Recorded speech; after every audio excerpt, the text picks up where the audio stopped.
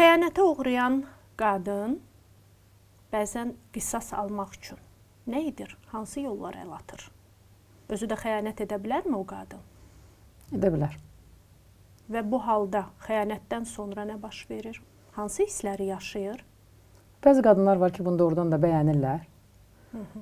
Çünki bir qisas alma hissi kimdənsə daha üstün. Çünki sonuçta bir qadın mənə görə seçilmişdi. Mən nə edirəm? Gedir eyni səhvi təkrarlayır və başqa bir insanın, belə deyək, seçdiyi bir qadın olur. Həyat yoldaşına rəğmən.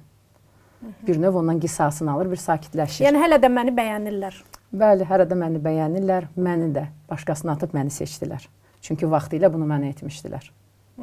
Çox təəssüf ki, hal-hazırda cəmiyyətdə həddindən artıq çox rast gəlinir və bunlar hansı uşaqlardır əslində, hansı ki, balaca vaxtda öyrədilməyib. Nə onundur, nə onun deyil.